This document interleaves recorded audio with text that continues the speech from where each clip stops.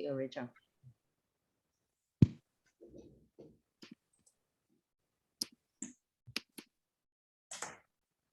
All right, and that should look good for everybody, yes? Yeah. Okay.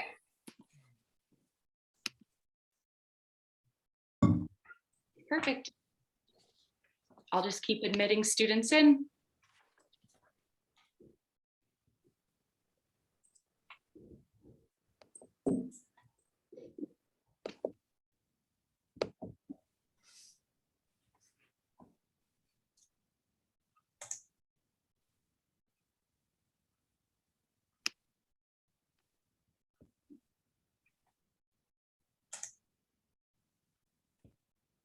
So everyone has been admitted now. We might have a few more come in a few minutes late. Okay. Good morning, everyone. Thank you for joining. Please make sure to mute yourself and leave cameras off for now.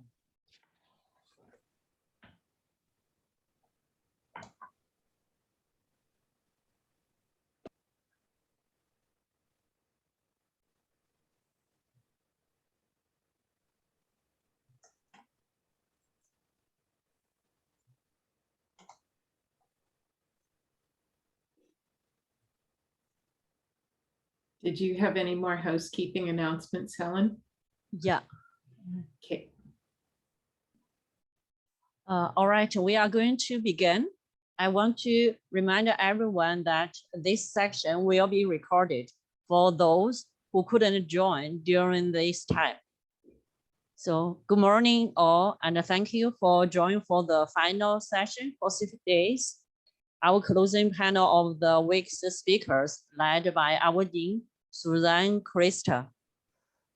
My name is Helen Ying, a member of the Safety Days Planning Group. The Safety Days event is important because it connects our students to what industry employers expect in terms of safety. It helps create a safety awareness for our students and our campus community. It also helps promote a safety culture in our college. It's my pleasure to be hosting this session today.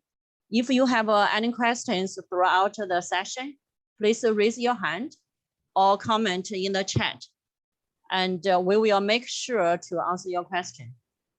With that, I will hand the floor over to our moderator, Dr. Suzanne Kresta, to begin our closing session with Outlander Acknowledgement. Yeah, thanks very much, Helen. I'm delighted to be here with you today and always happy to spend time with students, particularly on important shared commitments like safety. As we gather together today virtually, I want to acknowledge that we are on Treaty 6 territory and the homeland of the Métis. The groundedness we gain from being connected to the land gives us all a strong place to stand as we do our work, as we gather together in community, and as we look towards the future together. I want to pay our respects to the First Nations and Métis ancestors of this place and reaffirm our relationship with one another. As we begin the discussion and the closing panel for our Safety Days event, I want to acknowledge all of the panelists and thank them for joining us today and throughout the week. I think that we learn an enormous amount from our colleagues in industry and in the community from different fields as we think about safety and as we integrate it into our own practice. So as we start this closing panel, I wanted to hear from the people around us in terms of what they've learned about safety from moving through the COVID pandemic.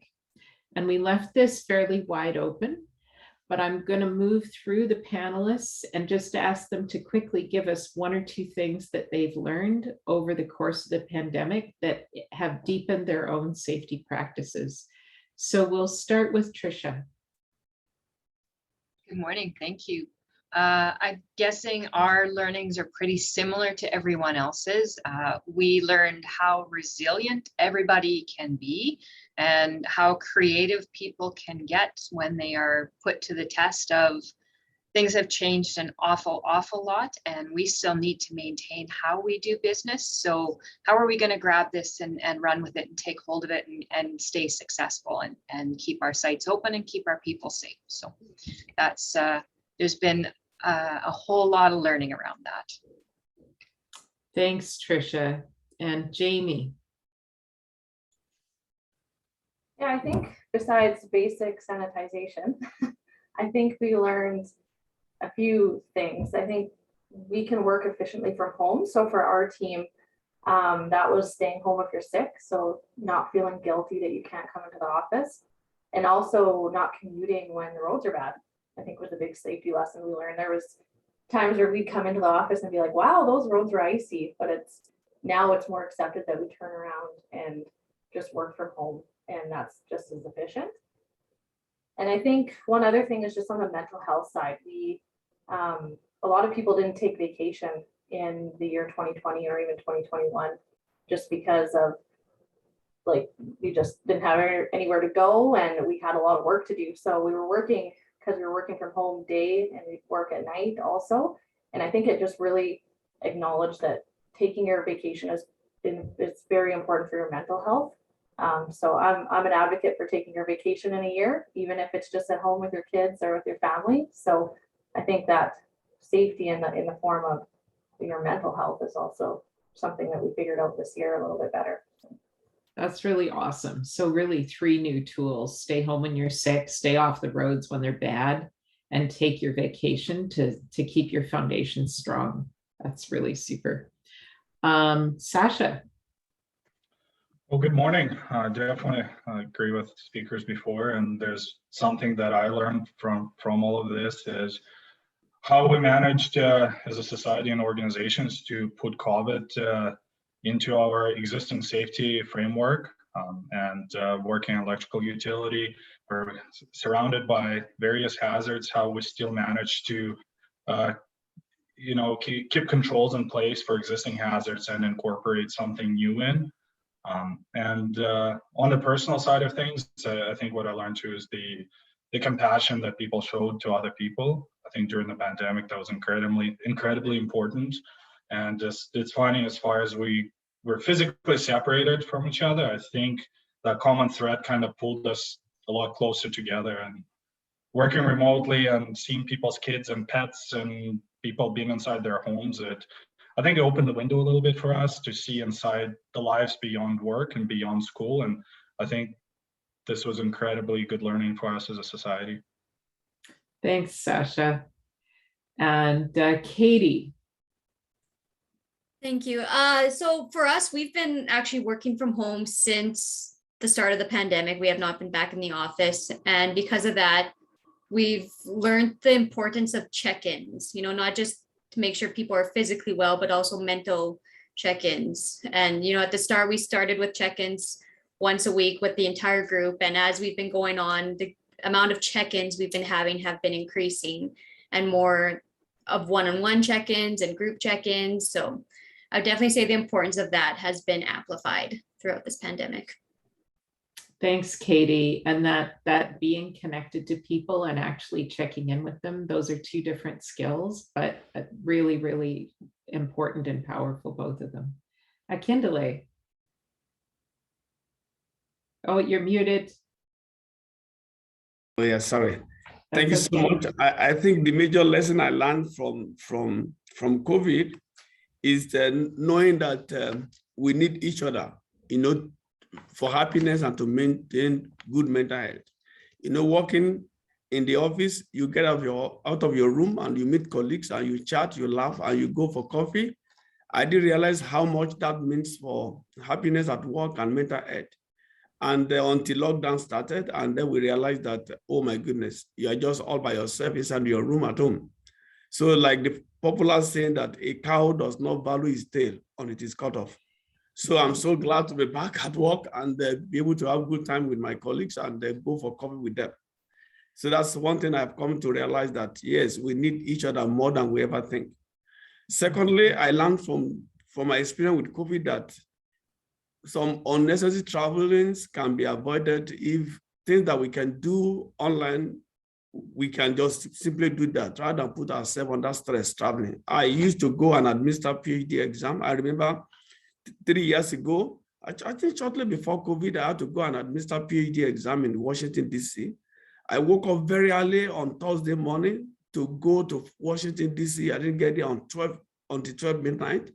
I administered the exam around 9 o'clock or so in the morning on Friday. On Saturday, I was traveling all day, coming back to Saskatoon.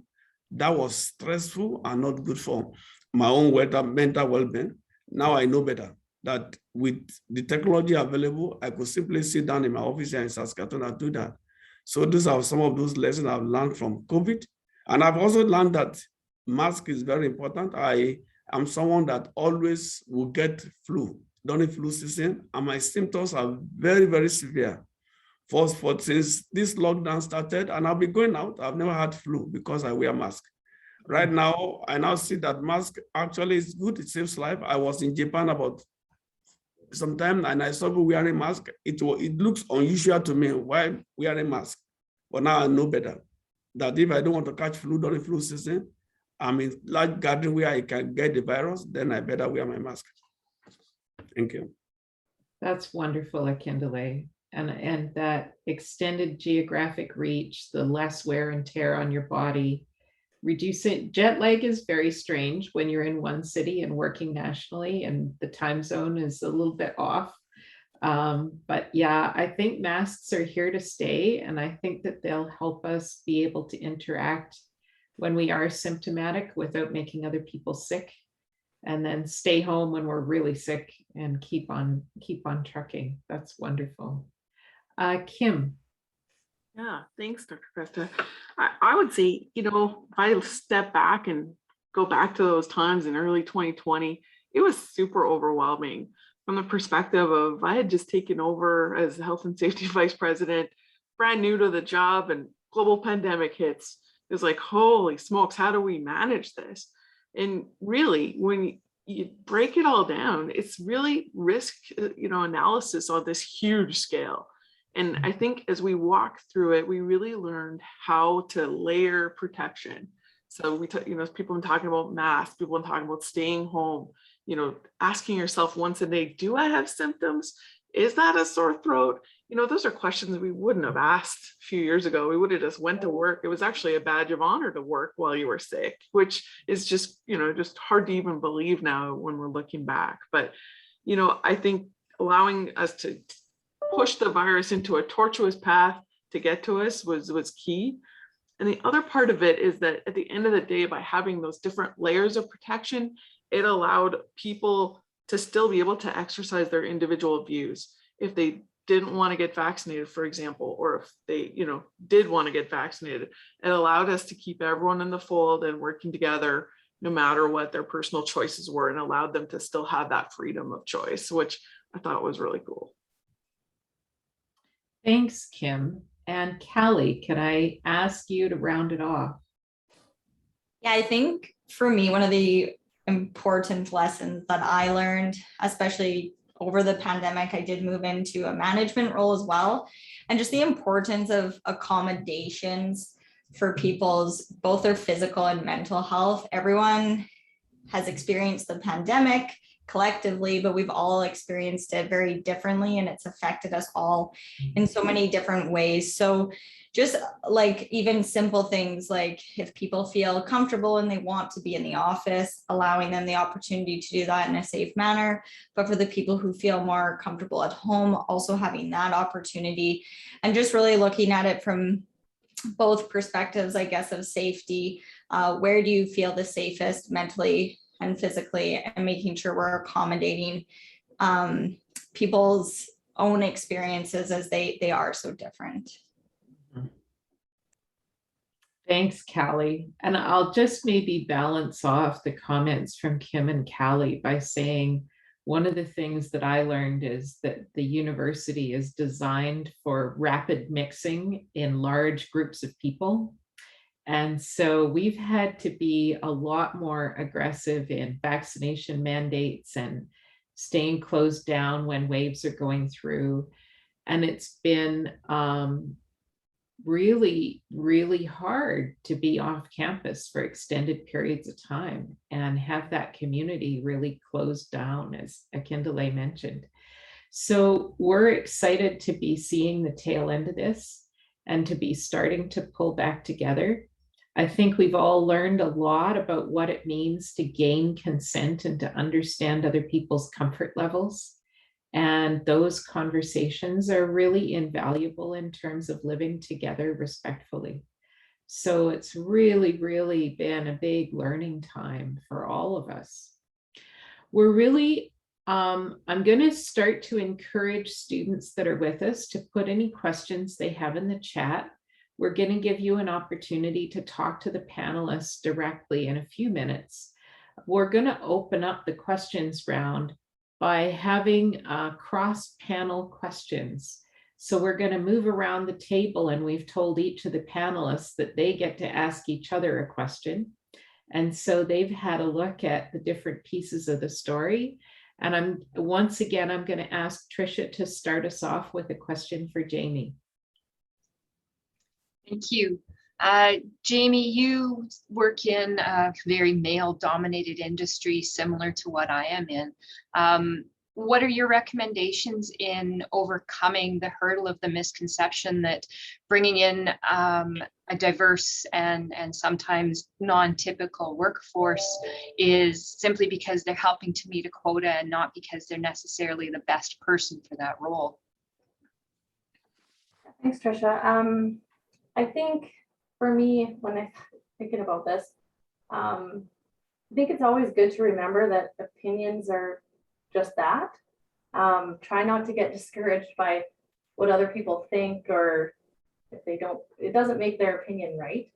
So I've been challenged before in my experience in the oil field, being predominantly male. And I think that for myself, how I overcame that was just being confident.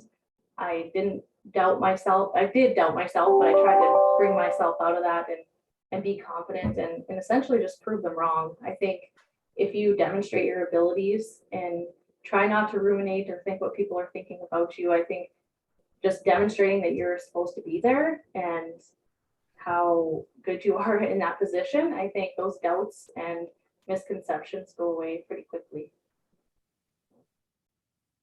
Thanks, Jamie. And now you get to pass the question over to Sasha. Yeah. Hey, Sasha, my question is, what has been the most successful or impactful EDI initiative that you've been a part of or witnessed over the past few years? So I've been kind of thinking about it and just thinking back to our Wednesday's discussions, and we talked about how there's there's big steps, there's little steps. So I want to bring an example of two. On the big scale is I personally am very impressed, my current company, how SaskPower implemented the Indigenous procurement strategies.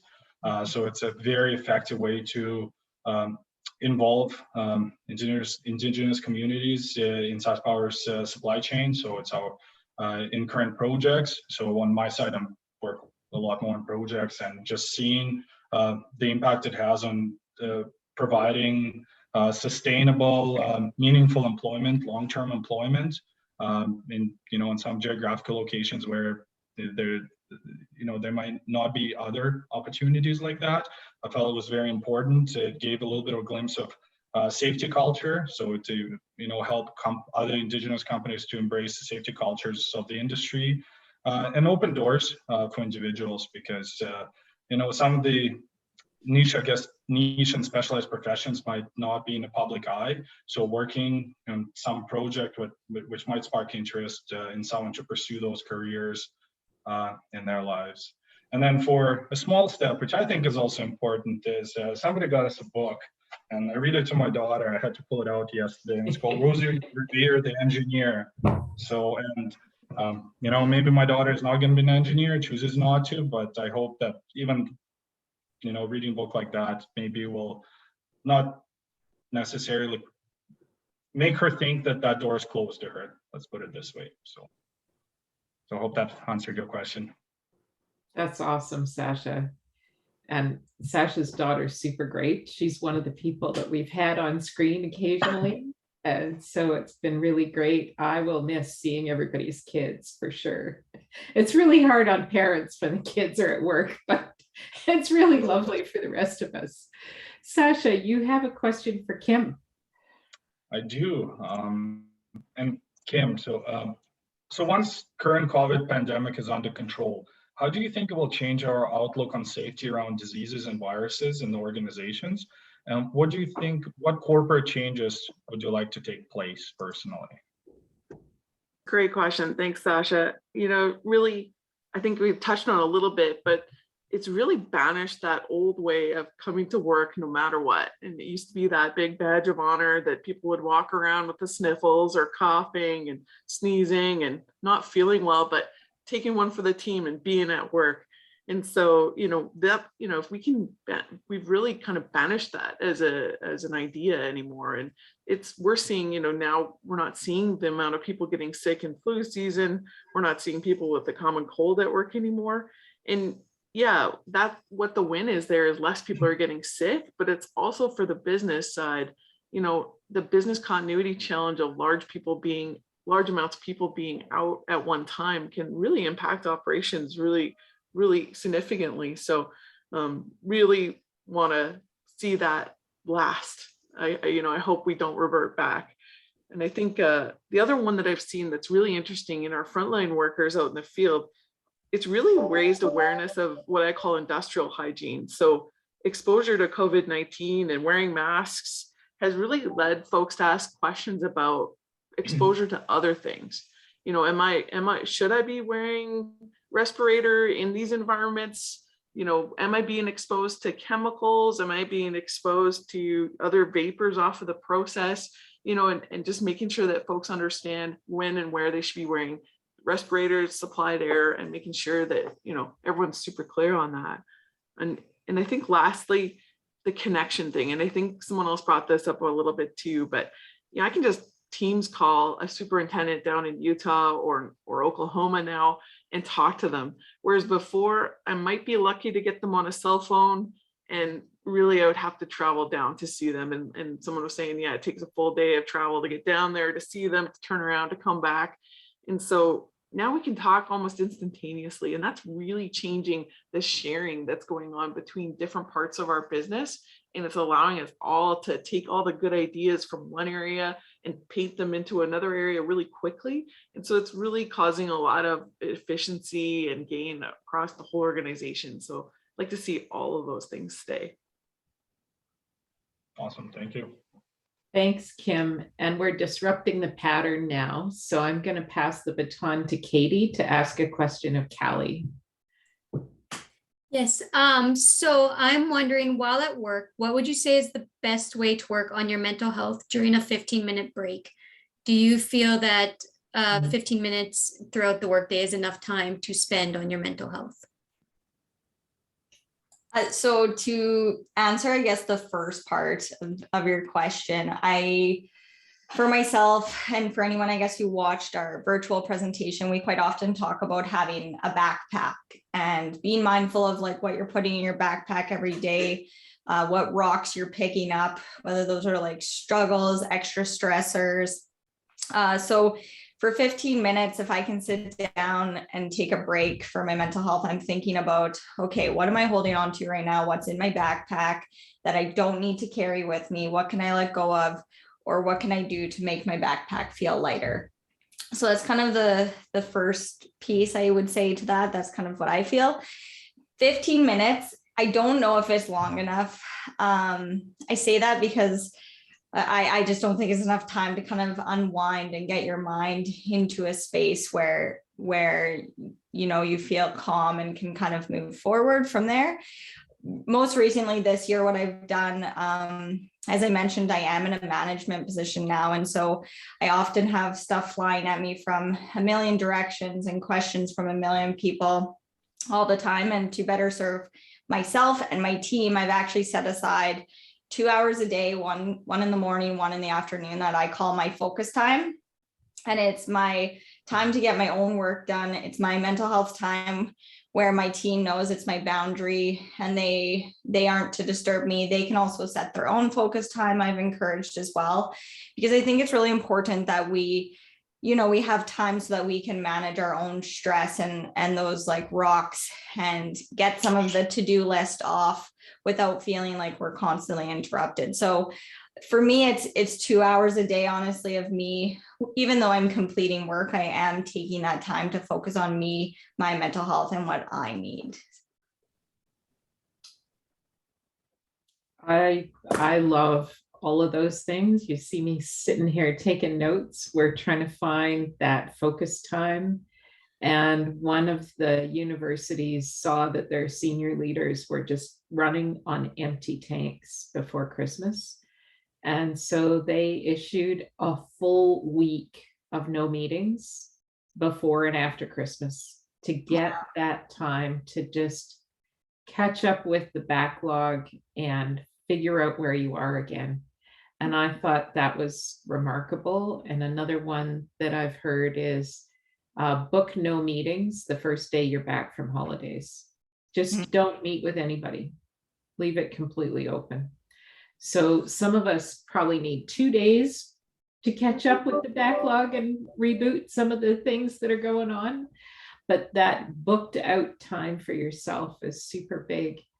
I want to, Katie, if it's okay, I'd like to expand your question because we've got a little bit of time.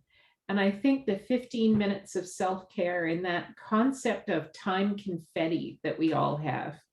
Our instinct might be to pick up our phone and see if somebody posted something fun on Instagram, but there's so many other ways that we can use that time that might be a little bit more nourishing or effective. And I'm used to just having the minute between meetings when I leave my office and go out and get people talking to each other. And I really miss that minute of transition. Early in the pandemic, I just did back-to-back meetings, and it ended up that was really bad for my body.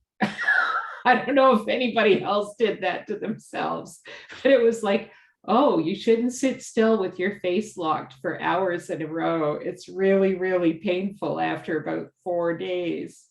So I just wonder if we could go around the table and pick up a few ideas for how to use that time confetti in ways that are nourishing. And maybe, Katie, I can flip it back to you for an answer to your own question. I find getting out of my office is the best way. Go for a walk and just change the space because I am in the same room all day, every day. Yeah. Sometimes I envy the smokers who have to go outside because they need a smoke, but that 15 minutes outdoors, I'm like, oh, can I come with you? Okay, Helen, I'm going to put you on the spot and say, you're on the go all the time. What do you use that micro break for? Sometimes I just go to washroom. That's the strategy away from my kids too at home. Since they were later. Sorry. No, my mother would totally agree with you. I'm going to pass it over to Sasha next. Sorry. No, besides going for a walk, I think I found what also works if I don't have to have the face-to-face meeting, and maybe it's one of those meetings that you should be part of, but you kind of taking the backseat on it. I go pace in a hallway. We have nice open area at work. And, I've done that before. People probably laugh at me, but even when I have, a meeting with a lot of tension and, a lot of, people arguing or whatever else it is, I find it really helps me just to calm down and just to have my headphones in. I'm still part of a meeting, but then I can get a little bit of that physical break from my body. And I find it really translates into more meaningful messages that I send back to the team. That's awesome, Sasha. Thanks. Kim, you're next on my screen.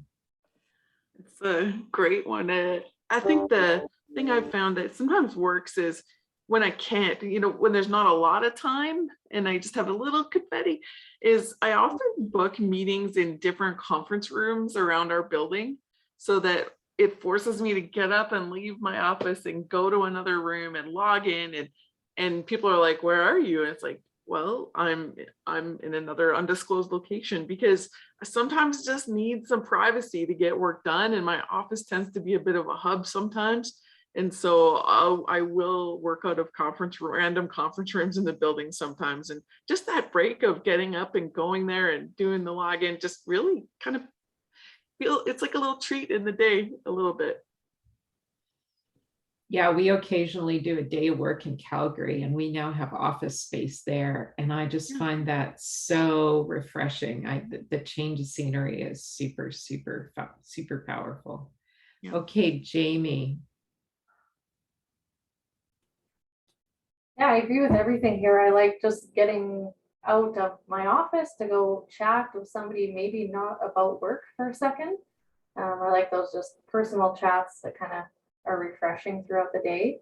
I have one of my colleagues at work that actually, if it's a one-on-one meeting, he'll schedule like a walk outside that isn't, it's not sitting in your office. It's if we are in the office, but that's a really refreshing thing that I would like to incorporate more of in the summertime. Just reset your day.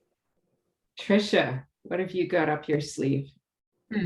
I kind of agree with Callie. It's really hard to do a good decompress in 15 minutes. I know through all of this, we've gotten very, very comfortable in the seats of our chairs, and it started to kind of get reflected, and we forget about that physical health, healthy body, healthy mind. So yeah, up and move and carve spots in your day to keep that activity and keep your blood moving, keep your muscles moving. Even if it's just stand up and do a few stretches, stand in the hallway and shoot the breeze with a couple people while you stretch. Yeah. Akindele.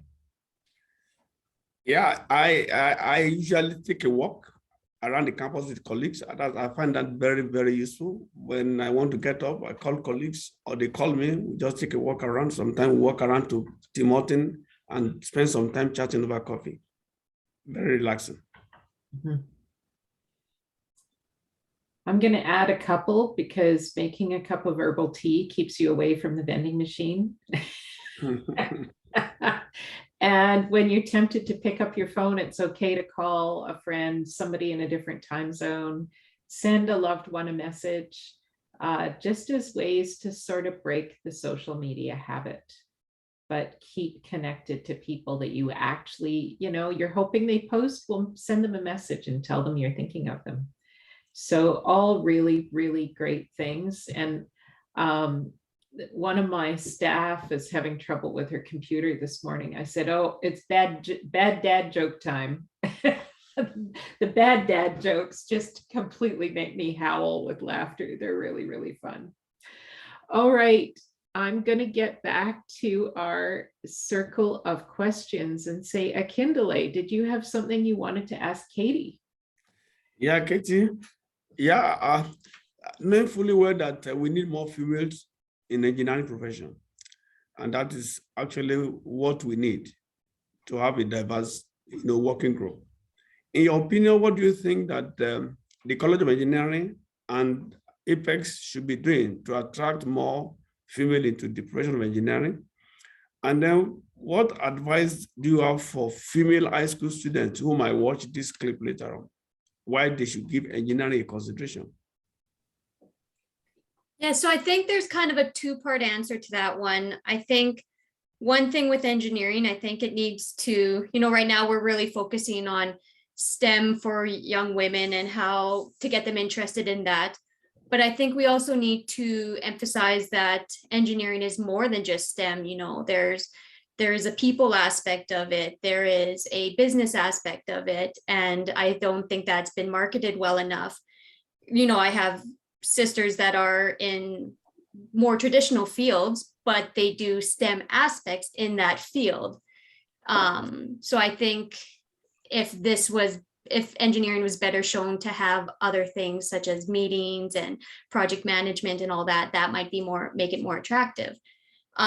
And then another aspect, I think, is if it was more encouraged to have bring your kid to work day, so that the kids can see what engineers do. Engineering is one of those backdoor kind of professions where you don't see what engineers do. It's not like a doctor or a teacher or a mechanic where you can see. They have no idea. And, you know, I take my kids on site visits with me and everything. And they, at age 7, my daughter asked me the other day, Mom, why is there a traffic signal here instead of a stop sign? And, you know, she's already starting to pick up on things like that. So I think kids being involved in the day-to-day process of engineering would also help. And for young girls to encourage them, I think it's, you know, if you have even the slightest interest in science or math, even if you think that engineering might not be the right fit, look into more of what engineering has to offer. Maybe you don't care much about science, but, you know, the project management aspect of it is huge, and the research and all that. So that would be my advice. Thanks, Katie. Does anybody else want to tag in and give Akindele some more ideas? I would like to. I guess I only graduated 5 years ago, I guess. So my time was pretty recently at the College of Engineering. I feel like the biggest question I get asked all the time, and like kind of as Katie said, my twin, she works in nursing, so she's very much involved in things related to STEM. And I feel like lots of times they have no one knows what I do or understands what I do, or I'm often told that like I sound like I'm speaking gibberish half the time when I talk about what I do. So I think if we could find a way to show female students or even male students as well what all the different opportunities are in engineering, because they are so diverse. I know people, like I work in water treatment, which I would have never thought I would be doing as a chemical engineer. I just didn't even know that was an option when I went to school. And then I see people who work like in breweries, and then people in project management and oil and gas and mining. And like, there's like such a diverse range of positions you can work in, from sales, project management, so many different areas, that I think that's probably the biggest piece, is like really showcasing all of the opportunities that you have, and like hearing maybe from some of our alumni and sharing like, this is what my day-to-day looks like, kind of thing. Thanks, Callie. Kim, did I see your hand go up? Yeah, I think I would expand on exactly what she was just talking about too. You know, showing people that, you know, at the start of your career, absolutely individual contributor, engineer, and you can choose really to stay on a technical path with your career. And you can also branch out into other things, into leadership, into entrepreneurship. You know, I like to think about engineering as really learning how to problem solve. And that skill is so invaluable in so many different careers and so many different jobs. And it's super exciting, especially in these times with technology, you know, just at such a rapid pace. So just really, if we can help showcase the, you know, that, like you said, that wide opportunity set that's out there, I think that would really help people connect with it. And, you know, personally, from my perspective, I think when I talk to folks about what I do in environment, health, and safety, I think most oftentimes they're surprised by the environmental side and just how much work there is on the environmental side that can be done and people are doing, and how much ground is being covered in that space. So I think that would really attract a lot of folks in. Okay, Kim, I'm gonna say we're gonna move to your question for Tricia. Sure, yeah, Tricia. In your time at PCL, I'm just curious, what are some of the key traits or characteristics of teams and individuals that have been really successful from a health and safety environmental perspective in their performance? That's a great question, Kim. I often look at PCLers and I see us as being not average and not ordinary. Our people, when I very first started with PCL, I was absolutely awed in the company that I came from compared to being new with PCL, to see how engaged people that weren't the safety people were in the safety program. My superintendents that I worked with when I walked in the door here knew my job better than I knew my job. So their safety is part of everything that they do, and they own the program. It is not the safety program. It's PCL. This is just how we do things. So that's the biggest thing. Is it's part of everybody's job, and it's not a standalone entity. It's everything that we do. It's just as important as production, as quality. There isn't one that balances out heavier. If one fails, the other fails. So everything's got to be managed equitably. Thanks, Tricia. And if I could do a follow-up on that, because 30 years ago, chemical process plants got on the safety bandwagon a little bit before construction did. And so I just wonder if you could talk a little bit about how the safety culture has changed and what you think has driven that since you started. I'm not suggesting you started 30 years ago. I'll put my hand up on that. But I'm curious what you've seen that has driven that change. I started out, so I am a civil engineering technology grad. And when I started out, I started working in water and sewer construction, and going into manholes with no confined space plans. It's a manhole. It smells like Gain detergent. It's fine. It'll be good. But no confined space plans, no thought, very little thought to traffic management beyond, we put up some wooden barricades at the end of the street. And things have evolved so tremendously. And I believe it is, there is a greater acknowledgement for human well-being and human life, plain and simple. It's not, we don't have the resources and we don't have the economy anymore where, oh, well, you know what, we can find another one. We put a lot of time and invest a lot of effort into training our people, be it from the very bottom person all the way to the very top person. And it takes a lot of time to recruit, and it takes a lot of time to train a new person. So every single person is valuable. And I believe that that has become much, much more recognized and more acknowledged. And the level of tolerance for any sort of injury, at least of all a fatality, has really dropped down to, we just can't have this. This can't be how we do business.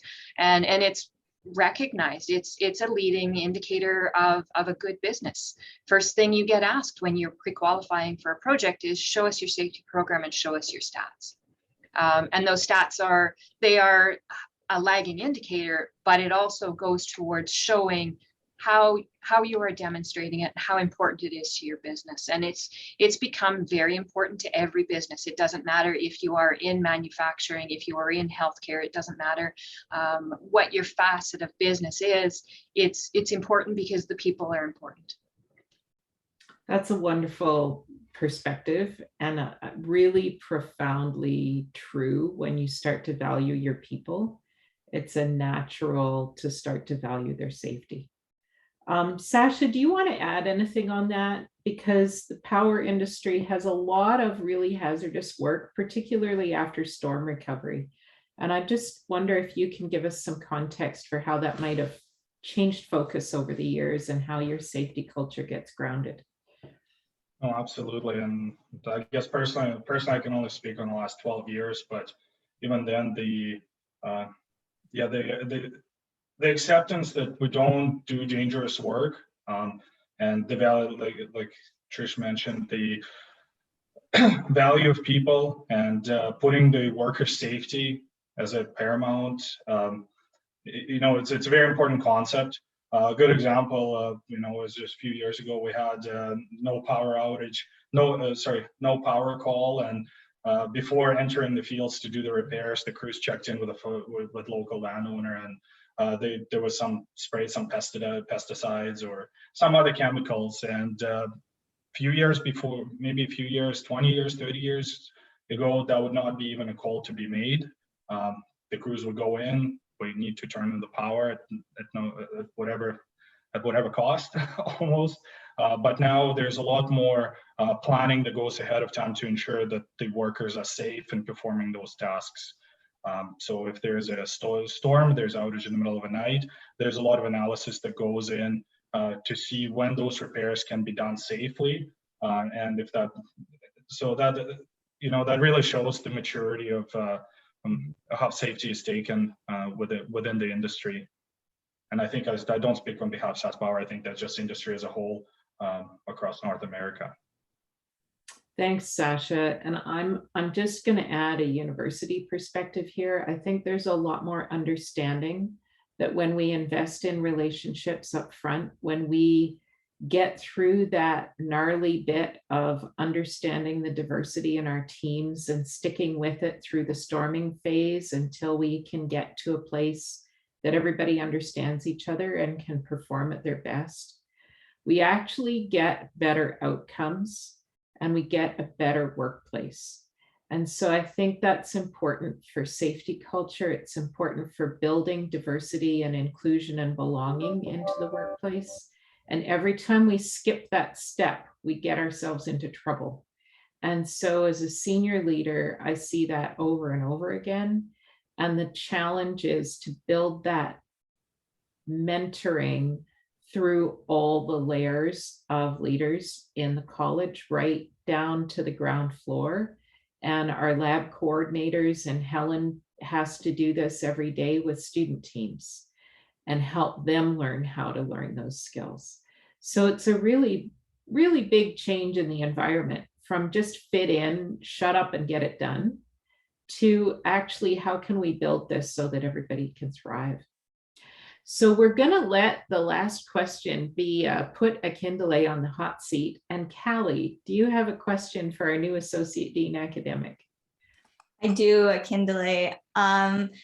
So this is from my own experience. Is kind of where this question came from. I know at the time I attended the College of Engineering, there were resources I knew of within the university specifically, but as mental health, I guess over the past however many years has become a more and more talked about topic, especially throughout the pandemic.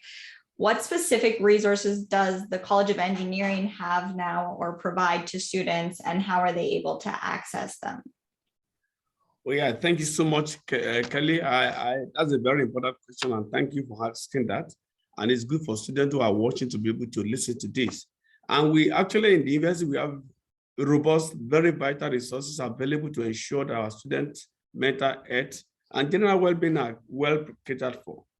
We have a student wellness center, which cater for the physical and the psychological well-being of our students and their families. So students and members of their family can access this center and get help. And we have a page on the university website where information on how to access various resources at the student wellness centers are provided. And then at the College of Engineering, we have this link provided in every course outline. So every professor put this information on how to access the Student Wellness Center on the course outline. And at the beginning of each term, each professor will talk about it in the class. Yeah, people might consider that an overkill, but it's very important because as long as a student has one course outline with him or her, then she has the link to the website where all the information on how to access the Student Wellness Center is. And at this center, we have resources that include same-day mental health support and counseling for students. We have physicians, nurse practitioner, dietitians, and registered nurse in the adult center who are there to help students who are in need. And then there are too, if there are cases that need to be referred to specialists, the doctors and the nurses there can refer our students to specialists. And also at the Student Wellness Center, there are self-help materials that can help students to deal with stress, to deal with depression, anxiety, relationship, sleep drugs and alcohol, even COVID wellness information pamphlet. It contains facts about COVID, how to cope with COVID. So we have all those materials at the Student Wellness Center. So at the College of Engineering, we have our counselors here who direct our students to these resources when they come for counseling. Right now, we are hiring a new person to occupy the position that we have just created. That is an advisor who will focus on EDI and then on student wellness in general, including mental health. So when student comes to the center to ask for counsel, once we know that it has to do with wellness and mental health, we direct to this particular counselor who will now connect this student to the resources available at the Student Wellness Center. And the Student Wellness Center also go around the campus to inform people, to create awareness on the resources available. One of the first things I plan to do in my new position is to invite somebody from that place to first of all come and talk to us in the Engineering Student Center, and again enlighten us on all those resources so that we can be able to pass the right information to our students as they talk to us here. So here on campus generally, we have a lot of resources available, and then the links are everywhere in every course outline for students to be able to click, and their telephone numbers are available. They can call if there are issues that need to be addressed. And then we also have student helping students. We call it peer head support, that they talk to each other, they counsel each other, and how to maintain well-being. And one thing my experience is that students actually look after one another. I have experienced myself personally that student coming to say, oh, we have not seen this student for a number of days. I used to go to the International Student Center because they invite me as somebody who has experience, being an international student myself in another country. So at the beginning of the year, when they receive new international students, they invite me to come and talk to them. So by so doing, I know many of them. And I remember there was a time that one of the students came to me, international student, and said, oh, we have not seen this person for the past 3 days. As soon as I got that information, I passed it to the counselor in the Engineering Student Center. And then they called the Student Wellness Service. Before you know what is happening, they connected the University Support Service to go check that student up, and then brought the student on campus and got the student the help that they need. So we have resources available to help our students. All they need to do is to access those resources. Thanks so much, Akindele. And if I could add a little bit to that, the design of the first year program puts students in learning cohorts right from day one. And so they're set up with 25 other students. And what I saw as an instructor in that program is that the bonding and collaboration happened. Instead of starting to happen in November, it was starting to happen in week 2. And so at Thanksgiving, rather than this tension and anxiety in the room, because everybody's trying to pretend that it's all going great, there was a lot of collaboration in the room and a lot of reaching out to each other. So I think we've unplugged the anxiety cycle quite a bit with the redesign of the first year program. And instead of exams at Christmas time, the students have a 5-day experiential sample your possible programs. I call it camp. And they program robots, they engage with actual design of chromatography columns, they are doing bridge building. There's a whole bunch of engaged hands-on activity for a week in December. And so we're also breaking the cycle of anxiety at that point. And it's not just a pedagogical design, it's a wellness design. So it's really built into how the first year program is set up. So we're really excited to see how that rolls out and what impact it eventually has on the health of our student body. And I do want to say to the students, just pulling together some of the things we've heard from the panelists, it's a little known fact that engineering is a team sport. You can't do anything in engineering without your community around you. And if you reflect a little bit on what people have said in the panel, you'll see that everybody's talked about learning from their peers, helping to calm meetings down and provide the best input they could, looking after their teams and making sure everybody goes home safe for dinner. And that looking out for each other is very much hardwired into the profession and into the hard hat ceremony and into the iron ring ceremony. So if you start to be tuned into it, you'll hear it everywhere you go. So I really think that we are turning a corner. We're starting to talk about deeper ways of changing the profession to be a place of inclusion and diversity and belonging so that everybody can feel like they have a home here. I want to thank everybody for joining us today and for adding so much to Safety Week. We learn so much more when we bring a diverse group of people together. And we're all on a journey. This is not, EDI is not a project management job that has an endpoint.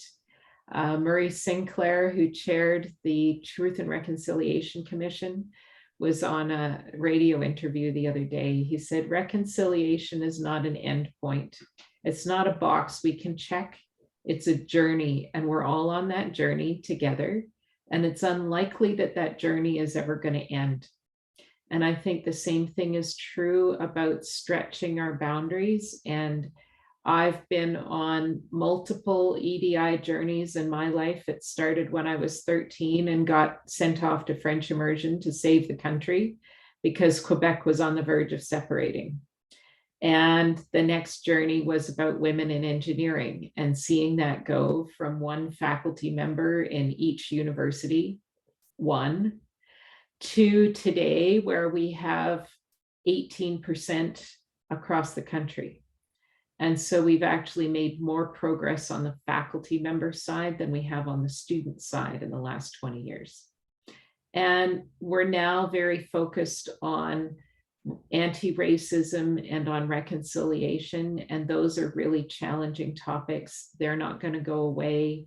Universal design for people with cognitive and physical differences, that is really important. And it's a really exciting part of engineering work. So I want to applaud all of the progress we've made and all of the changes that we continue to make. And thank everybody on the panel for the work that they do every day to keep their teams and their companies safe and to protect all of the assets, all of the environmental considerations, and all of the big challenges that we're all so excited about. Helen, could I pass the microphone back to you? Yeah, thank you, Suzanne, and to each of our panelists. I want to thank everyone for being here and contributing a great week-long Safety Days event. Special thanks, special thanks goes to our event partners, PCL Construction and Crescent Point Energy. A final email with all recordings and quizzes will be sent shortly. You have until Monday, January 24th to complete your quizzes. Thank you, everyone. Thank you very much. So I guess we